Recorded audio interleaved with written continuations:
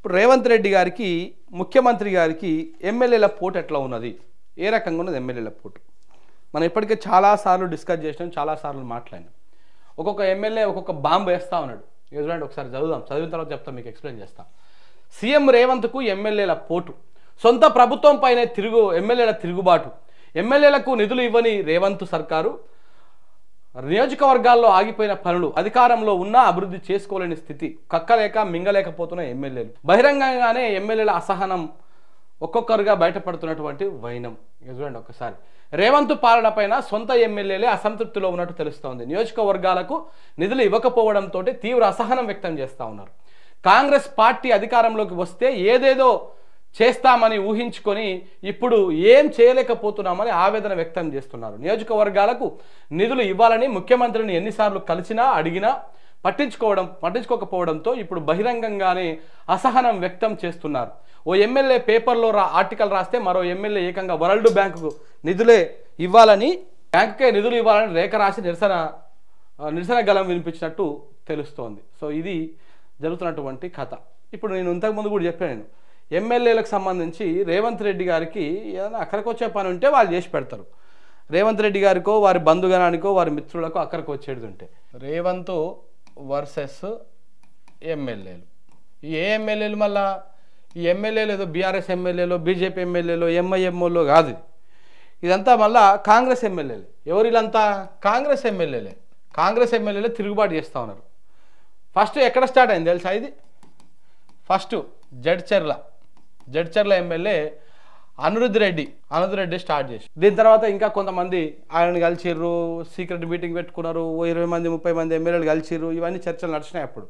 అందులో మహబూబ్ నగర్, మన వరంగల్కి వెళ్ళి రాజేందర్ రెడ్డి వీళ్ళందరూ కూడా ఉన్నారు.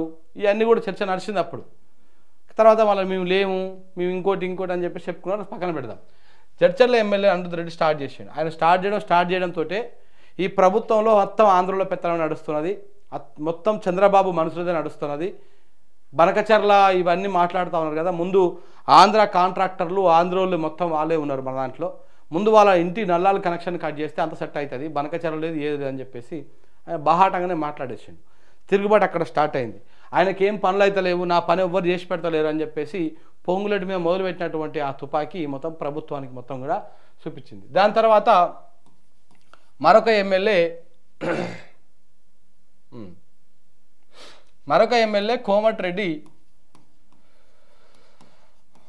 కోమటిరెడ్డి రాజగోపాల్ రెడ్డి. ఈయన మునుగోడు ఎమ్మెల్యే, మా ఎమ్మెల్యే. మునుగోడు ఎమ్మెల్యే గారు కూడా సేమ్ అంతే. ఈ ప్రభుత్వం మరి ఎవరి కోసం పనిచేస్తూ ఉంది, ఎట్లా పనిచేస్తూ ఉంది, ఎవరి కోసం పనిచేస్తూ ఉన్నది, రైతులు ఇబ్బందులు పడుతూ ఉన్నారు, అన్ని వర్గాల వాళ్ళు ఇబ్బందులు పడుతూ ఉన్నారు అని చెప్పేసి ఆయన ప్రజల పక్షాన కొట్లాడుతూనే ఉన్నాడు. At the same time Revanth Reddy గారు కొల్లాపూర్ సభలో మాట్లాడినప్పుడు నేనే ముఖ్యమంత్రిగా ఉంటా 10 ఏళ్ళు అన్నప్పుడు దాన్ని ఖండించిండు. ఆయన జర్నలిస్టులని దూషించినప్పుడు ఆ జర్నలిస్టులకు అండగా నిలిచున్నాడు. అప్పుడే చాలా పెద్ద వ్యాఖ్యలు కూడా చేశారు. అలాగే ఆయన నియోజకవర్గంలో చౌటుప్పల్ ప్రాంతంలో త్రిబుల్ అలైన్మెంటు పావంకర్ తిరుగుతూ ఉన్నది. ఆ పావంకర్ ఎందుకు తిరుగుతూ ఉన్నది? ఆ రైతుల భూములని పోతూ ఉన్నాయి. ఆ రైతుల భూముల గురించి మన మాట్లాడుతూ అవసరమైతే ప్రభుత్వాన్ని మార్చుదాం కానీ మీ భూములను పోనీయం, మీ పోరాటానికి నేను అండగా ఉంటా, నేను ఫైట్ చేస్తా అని చెప్పేసి ఆయన ఇప్పుడు కొంత ప్రభుత్వంతో డిఫర్ అయినట్టుగానే ఉండి కొట్లాడుతూ ఉన్నాడు. అదే ఎవరి పక్షాన కొట్లాడుతూ ఉన్నాడు? ప్రజల పక్షాన కొట్లాడుతూ ఉన్నాడు. ఇది మునుగోడు ఎమ్మెల్యే. ఇక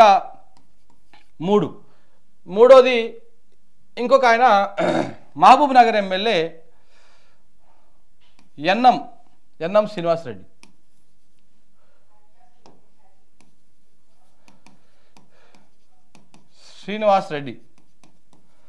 మహబూబ్ నగర్ ఎమ్మెల్యే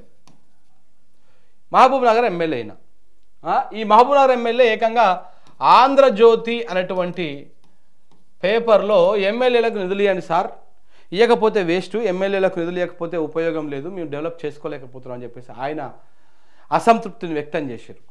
దాని తర్వాత ఇంకొకరు ఇప్పుడు లేటెస్ట్గా ఎల్లారెడ్డి ఎమ్మెల్యే మదన్ మోహన్ రావు. మదన్ మోహన్ రావు ఈయన కూడా ఇప్పుడు నిరసన గలాన్ని వ్యక్తం చేస్తా ఉన్నారు. చూడండి వరుస పెట్టి ఇది బయటకు వచ్చేటోళ్ళే. ఇది మనం ముందు నుంచి చెప్తానే ఉన్నాం, చాలామంది ఎమ్మెల్యేలు ఉన్నారు, చాలామంది అసంతృప్తితో ఆగ్రహంగా ఉన్నారు అని చెప్పేసి. ఒకసారి చూడండి ఇక్కడ ఇదేంది ఫస్ట్ ఎక్కడ పోయింది, అయ్యో నా నియోజకవర్గానికి 100 కోట్లు ఇవ్వండి, వరల్డ్ బ్యాంకుకు లేఖ రాసిన కాంగ్రెస్ ఎమ్మెల్యే.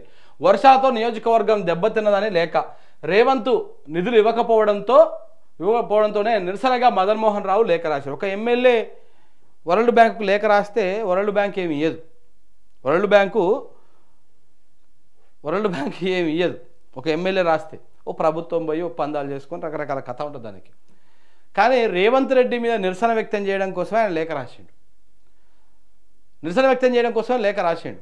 రేవంత్ రెడ్డి ఏమీ ఇస్తలేడు నిధులు, మీకు ఎందుకు ఇస్తాడు చెప్పండి, మీరేమైనా సంచు పంపిస్తారా? మరి సంచో మూటనో తిరుపతి అన్నకో కొండలన్నకో పంపిస్తా అంటే మీకు వస్తాయి నిధులు. మీరు పంపించేది ఉంటే వస్తాయి. పేరు వేరే ఉంటుంది, ప్రజాపాలన, ఇందిరమ్మ రాజ్యం పేరు ఇంకో తిరుగు ఉంటుంది, జరిగే పనులు మాత్రం వేరు. సో కాబట్టి ఈ 100 కోట్లు అని చెప్పేసి ఒక లేఖ విడుదల చేశారు రేవంత్ రెడ్డి మీద నిరసననే. దాంతోపాటు రాజగోపాల్ రెడ్డి గురించి మనం ఇప్పుడు డిస్కస్ చేసుకోవాల్సిన అవసరం లేదు, ఎందుకంటే ఆయన ఆల్రెడీ ఒక చాప కింద నీరు లెక్క ఆయన ఒక పెద్ద గ్రౌండ్ ప్రిపేర్ చేస్తూ ఉన్నాడు. ఆయన ఎంత అసంతృప్తితో ఉన్నాడో ప్రభుత్వం మీద, రీసెంట్గా జరుగుతున్నటువంటి కార్యక్రమాలు ఇవన్నీ చూస్తుంటే అర్థమవుతూ ఉన్నది. ప్రభుత్వం మీద అసంతృప్తి దానికంటే ప్రజలు అసంతృప్తితో ఉన్నారు, ప్రభుత్వం మీద ప్రజలు కోపంతో ఉన్నారు. ఆ ప్రజల కోపాన్ని, ప్రజల అసంతృప్తిని అర్థం చేసుకున్నట్టుగా అర్థమవుతూ ఉన్నది. ఎందుకంటే ప్రజలు లేకపోతే ఏ నాయకుడు లేడు. ఇలా ముఖ్యమంత్రి రేవంత్ రెడ్డి గారైనా లేకపోతే ఇంకే మంత్రులైనా ఇంకెవరైనా ప్రజలు ఓట్లు వేస్తేనే, ప్రజలు ఉంటేనే సాధ్యమవుతుంది. వాళ్ళు ఎవరు లేకపోతే ఎట్లా, వాళ్ళు ఓట్లు లేకపోతే వీళ్ళు గెలుచుదురా? సో కాబట్టి ప్రజల కోణంలో ఆయన ఫైట్ చేసుకుంటూ పోతా ఉన్నాడు. పార్టీ ప్రభుత్వం కంటే కూడా నాకు ప్రజలే ముఖ్యమని చెప్తా ఉన్నాడు. అధికార పార్టీలో ఉన్న ప్రజల పక్షాన్నే ఉంటా, పదవి అంటే కిరీటం కాదు బాధ్యత, RRR అలైన్మెంట్ ఎందుకు మార్చారో ప్రజలకు చెప్పి ఒప్పించాలని చెప్పేసి రాజగోపాల్ రెడ్డి గారు మాట్లాడారు. ఆయన చాలా సందర్భాల్లో చాలా వేదికల మీద ఆయన మాట్లాడుతూనే ఉన్నాడు.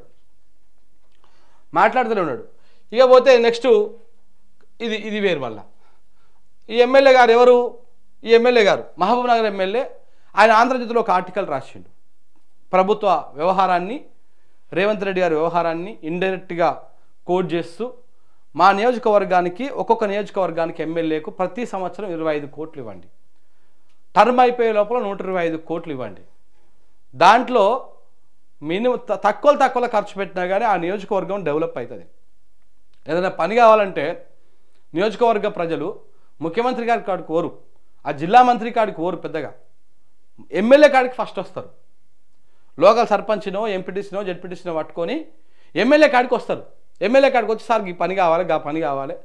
ఈ ఎమ్మెల్యేలు, ఈ సర్పంచులు, చిన్న చోటామోట నాయకులేమో ఇగో నా వాడలో గిది కావాలి, నా ఊరిలో గిది కావాలి, ఈ కార్యక్రమం కావాలి, ఇది ఉంటే నెక్స్ట్ మనకి ఇంత ఓట్లు వేసేటువంటి ఓట్లు వస్తాయి అని చెప్పేసి అట్లా వేయించుకుంటారు. ఆ పనులు ఏమి మేము చేయలేకపోతా ఉన్నాము, ఆ పనులు చేయాలంటే మాకు కనీసం నిధులు ఇవ్వండి. ఏడాదికి పెద్దగా మేము అడుగుతామేమో 25 కోట్లు మాత్రం ఇవ్వండి ఏడాదికి. సంవత్సరం 5 సంవత్సరాలలో 125 కోట్లు ఇవ్వండి, మేము ఎంతో కొంత డెవలప్ చేసుకుంటాము అని చెప్పేసి ఆయన చెప్పిండు. సో అలా ఆయన నిరసన వ్యక్తం చేసింది. ఇక ఏకంగా ఇక్కడ చూస్తే అనిరుద్ రెడ్డి జడ్చర్ల ఎమ్మెల్యే, రేపు అరబిందో ఫార్మా కంపెనీని తగలబెడతా, కంపెనీ కలుషిత నీరు వదులుతుంది, రైతుల పొలాలు దెబ్బతింటున్నాయి, చెరువుల నీళ్లు కలుషితమవుతున్నాయి, ప్రభుత్వానికి ఎన్నిసార్లు చెప్పినా పట్టించుకోవడం లేదు, పొల్యూషన్ కంట్రోల్ బోర్డు లెక్క చేయడం లేదు, కంపెనీతో PCB కుమ్మక్కయింది, పొల్యూషన్ కంట్రోల్ బోర్డు కుమ్మక్కయింది. ఈ పొల్యూషన్ కంట్రోల్ బోర్డు ఎవరి దగ్గర ఉంటుంది? ప్రభుత్వం దగ్గరనే ఉంటుంది. అంటే ప్రభుత్వం మీద ఇండైరెక్ట్గా ఫైట్ చేస్తూ ఉన్నాడు. ఈయన కూడా సేమ్ నా ప్రజలు, నా రైతులు, అక్కడ నా ప్రజల రైతులు వాళ్ళ భూములోకి ఈ అరబిందో ఫార్మా అనేటువంటి కంపెనీ పొల్యూషన్ని మొత్తము వెదజల్లుతూ ఉన్నది, ఆగం చేస్తూ ఉన్నది, కాబట్టి దా కంపెనీ తలగబెడతా రేపు పోయి నేను అని చెప్పేసి అనిరుద్ రెడ్డి గారు నిన్న స్టేట్మెంట్ ఇచ్చారు. ఇదంతా కూడా ఎమ్మెల్యేల తిరుగుబాటే. ఇది మనకు చిన్న సమస్య లెక్క, దేని దానికి విడదీసి చూస్తే చిన్న సమస్యలే కనపడుతుంది. కానీ రేవంత్ రెడ్డి గారికి ఓవరాల్గా మనం చూసినప్పుడు ఎమ్మెల్యేలు రేవంత్ రెడ్డి మీద, ముఖ్యమంత్రి మీద, ఈ ప్రభుత్వం మీద ఎంత అసంతృప్తితోటి ఉన్నారో అర్థమైపోతా ఉన్నది. మీరు గత కొన్ని రోజుల నుంచి చూడండి, బట్టి గారు పెద్దగా యాక్టివ్ కనపడతలేరు, ఉత్తమ్ కుమార్ రెడ్డి గారు పెద్దగా యాక్టివ్ కనపడతలేరు, ఒక 2-3 మంత్రులు మాత్రమే కనపడతా ఉన్నారు. రేవంత్ రెడ్డి వ్యవహార శైలి పట్ల, రేవంత్ రెడ్డి వ్యవహారం పట్ల వాళ్ళు విసిగి వేసాగిపోయారు. ఈ పిల్ల చేష్టల లెక్క ఉన్నాయి మొత్తం ఇవన్నీ కూడా. ఇది ఎట్టి పరిస్థితుల్లో కరెక్ట్ కాదు అనేటువంటి వ్యవహారాన్ని నడుస్తూ ఉంది. సో కాబట్టి బట్టి కానీ ఉత్తమ్ కుమార్ రెడ్డి కానీ కోమరెడ్డి వెంకటరెడ్డి కానీ వీళ్ళందరూ కూడా కొంత కొంత మ్యూట్ అవుతూ ఉన్నారు. వాళ్ళకు వాస్తవం బోధపడతా ఉంది, తాత్పర్యం అర్థమవుతా ఉన్నది. ఇక్కడ నడిచేది రేవంత్ రెడ్డి ప్రభుత్వం కాదు, ఇక్కడ నడిచేది మోడీ చంద్రబాబుల ప్రభుత్వము. చంద్రబాబు ఏం చెప్తే అది నడుస్తూ ఉన్నది.